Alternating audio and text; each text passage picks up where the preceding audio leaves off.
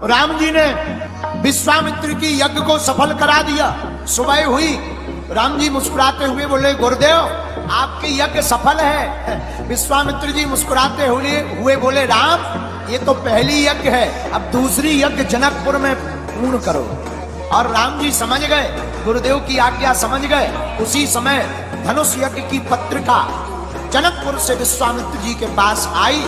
तो राम जी से विश्वामित्र जी कहने लगे, राम तुमने हमारी यज्ञ पूरी की, अब जनकपुर में महाराज जनक जी की यज्ञ पूरी करो, चलो हमारे साथ। राम जी गुरुदेव भगवान श्री विश्वामित्र जी के साथ चलने लगे। जनकपुर बड़े। राजा जनक को पता लगा विश्वामित्र महामुनि आए। गुरु जी को लेकर, ब्राह्मणों को लेकर स्वागत किया, प्रणाम किया, आसन पर बैठाया, कुशल वार्ता पूछी। उसी समय राम जी और लक्ष्मण जी थोड़ा पीछे रह गए थे, तो राम जी और लक्ष्मण जी आए। इतने दिव्य रूप को देख करके जनक राज की भी सुधि बेसुध हो गई। देख करके जनक राज जी परेशान हो गए, अरे ये नर है या नारायण। जनक जी का दिमाग खराब हो गया। पूछा, महाराज इनका परिचय क्या है? गुरुदेव भगवान श्री विश्वामित्र जी ने परिचय बताया, ये रघुकुल मणि है, दशरथ के जाए हैं, हमारी यज्ञ के लिए भेजा है। तो क्या आपकी यज्ञ सफल हो गई? जनक जी ने पूछा। विश्वामित्र जी मुस्कुराते हुए बोले, जनक जी हमारी तो सफल हो गई, अब ये तुम्हारी यज्ञ सफल करने आए। राजा प्रसन्न हुए।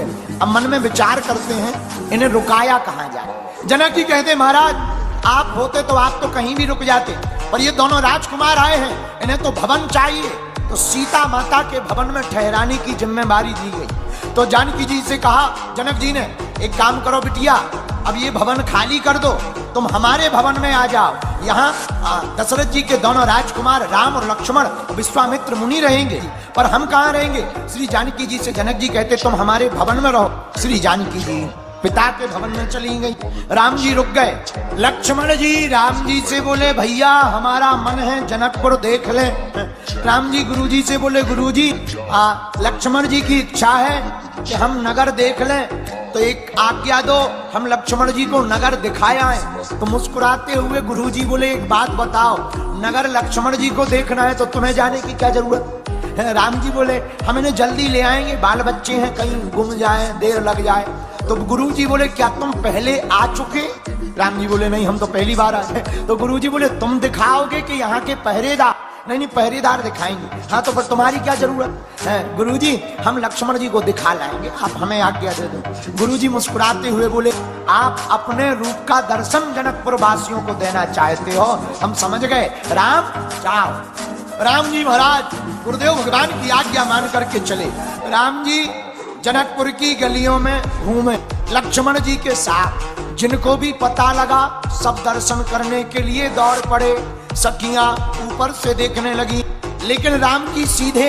अच्छा राम जी तो सीधे हैं, लक्ष्मण जी थोड़ा टेढ़े। राम जी इतने सीधे कि चल रहे तो सिर नीचे। अच्छा जब सिर नीचे करें तो ऊपर खड़े हुए लोगों को क्या दर्शन होंगे? तो ऊपर से खड़ी खड़ी सखियां सोचने लगी कि सब तो देख रहे, हमें नहीं दिखाई पड़ रहा, क्या करें?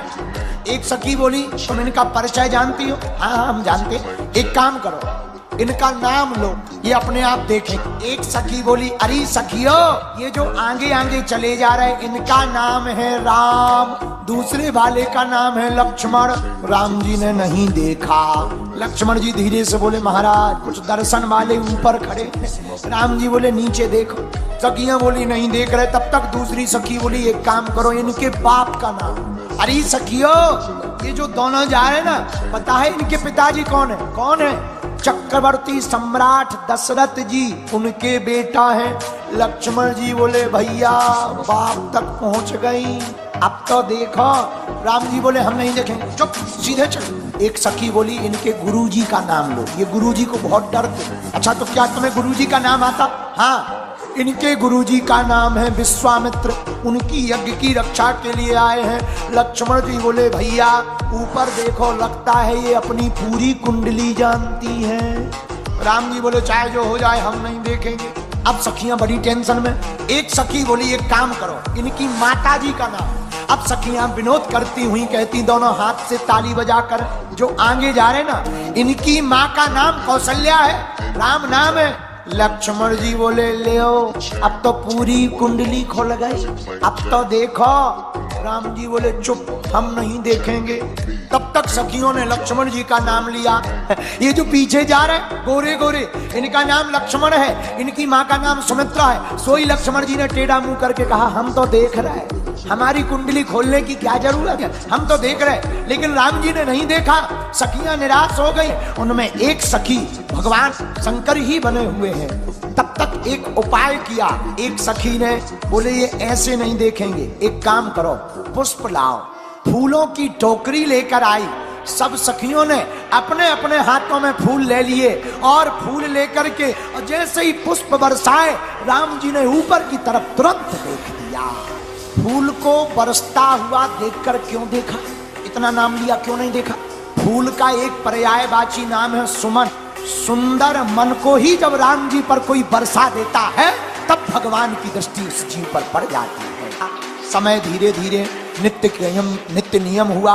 उसी समय गुरु जी ने राम जी से कहा जाओ पुष्प ले आओ। पुष्प लेने के लिए राम जी वाटिका में आए। बाग में जैसे ही गए पुष्प तोड़ने लगे। श्री सियाजू जानकी जी उसी बाग में गौरी पूजन के लिए आई थी सखियों के साथ। एक सखी सीताजू को छोड़ करके बाग देखने के लिए आई।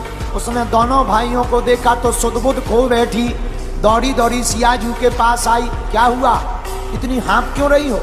श्री जानकी जी ने पूछा तो सखी कहती है आपको पता है जो कल नगर में आए हुए थे, जिन्होंने पूरे नगर को मोहित कर लिया, वही दोनों भाई आज बगिया में आए हुए हैं। सियाजू कहती हमें देखना है। अच्छा चलो। राम जी ने कंकड़ नूपुर की धुनी सुनी, समझ गए श्री सियाजू आई हैं। वृक्ष की ओट में श्री जानकी जी किशोरी जी खड़ी हो गई। इस तरफ राम जी खड़े हो गए। एक बार राम जी ने देखा, श्री किशोरी जी ने एक बार देखा, और एक बार जैसे ही नजर मिली सोई हमारी किशोरी जी ने आंखें बंद कर ली। क्या बात? सखियों ने पूछा क्या शर्म लग गई? नहीं नहीं। फिर श्री किशोरी जी कहती हैं ये जो रूप माधुर्य है, इतना सुंदर प्यारा चेहरा है, हमने देखकर आंखें इसलिए बंद कर ली कि कुछ देर बाद ये तो चले जाएंगे, लेकिन इनका रूप माधुर्य हमारे आंखों से ना चला जाए, इसलिए अपने नैनों में बसा लिया। सखियां गईं लिवा करके। श्री सियाजू ने गौरी अम्बा का पूजन किया, प्रार्थना की, पुष्प लेकर के आए। दूसरा दिन हुआ। अब आगे आज धनुष यज्ञ का समय आ गया। सब देश देश के राजा धनुष यज्ञ में सम्मिलित हो रहे हैं। जनक के दरबार में तरह तरह के राजा धनुष तोड़ने के लिए आए हुए हैं। राम जी, लक्ष्मण जी, विश्वामित्र जी तीनों चले। राम जी बैठ गए।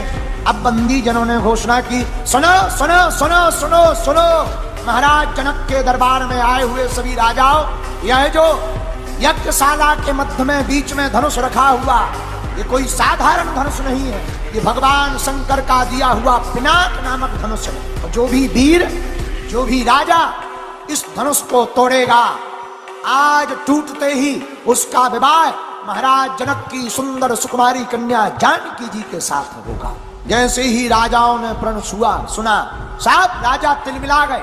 अरे इतना छोटा धनुष अभी तोड़ देंगे। बहुतों ने उठाया, अरे टूटना तो दूर की बात, उठा नहीं पाए, दिल भर हिला नहीं पाए। राजा परेशान हो गए। अब जनक जी परेशान, धनुष उठ नहीं रहा, प्रतिज्ञा पूरी कैसे होगी, बेटी का विवाह किससे होगा।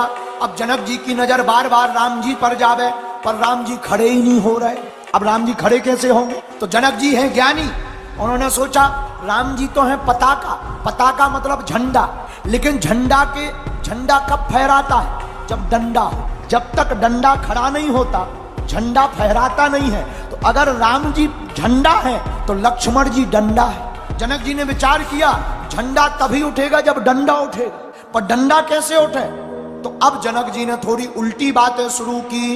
हे देश देश के राजाओं, हमने देख लिया, हमने जो प्रण किया, देश देश के राजा हजारों की तादाद में आए हुए हैं, लेकिन आज हमने देख लिया पृथ्वी वीरों से खाली। अच्छा बात कह तो रहे राजाओं से, देख रहे लक्ष्मण जी की तरफ। लक्ष्मण जी की तरफ क्यों देख रहे? असर हो रहा कि नहीं? कहा कि आज के बाद कोई वीर अपने आप को ना कहना हमने देख लिया पृथ्वी वीरों से खाली है, आज के बाद कोई वीर नहीं है। लक्ष्मण जी की भौएं टेढ़ी हो गई। जनक जी बोले गोली ने काम कर दिया।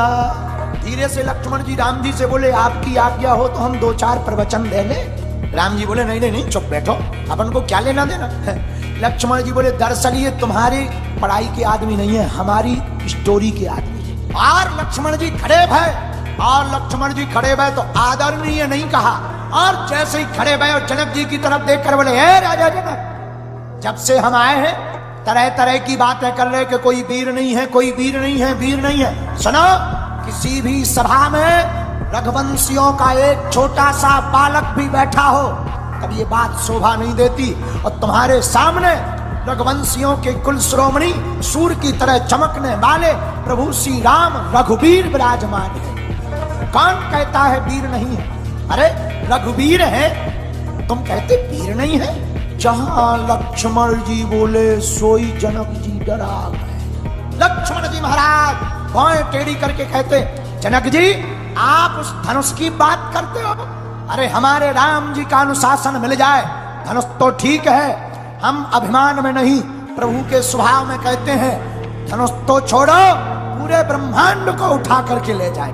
और केवल ब्रह्मांड को उठा नहीं लेंगे, जिस प्रकार कच्चे घड़े को हाथी अपने पैर से मसल देता है, हम भी पूरे ब्रह्मांड को मसल देंगे। लक्ष्मण जी की बातें सुनी, सब डर गए, पृथ्वी कांप गई, लेकिन किशोरी जो श्री जानकी जी खुश हैं, भीतर ही भीतर बोली, बा देवर जी गजब कर दिया, जानकी जी प्रसन्न है, बढ़िया किया देवर जी। अब राम जी ने सोचा ज्यादा गड़बड़ ना हो जाए, इशारा किया, बैठ जाओ। कोई जोश नहीं, शांत बैठ गए लक्ष्मण जी। जब बैठ गए तो गुरु जी ने तुरंत कहा, हे राम अब तुम उठो, जनक के मन के संदेह को मिटाओ, धनुष को तोड़ो। राम जी उठे, गुरुदेव को प्रणाम किया। राम जी बहुत सहज प्रणाम किया, गुरु जी को पुनः प्रणाम किया, धनुष को देखा, माता जानकी जी गणेश जी को मनाती, सब प्रार्थना करते। राम जी ने जाकर के धनुष को पकड़ा, कब उठाया कब तोड़ा कोई देख नहीं पाया, धनुष टूट गया, किसी को पता नहीं लगा, जय जयकार हो गई। भैया सब जय जयकार होकर के भगवान ने धनुष को तोड़ करके डाल दिया। और वरमाला होती है, भगवान के गले में माला पहनाई जाती, सियाजू के गले में माला पहनाई जाती।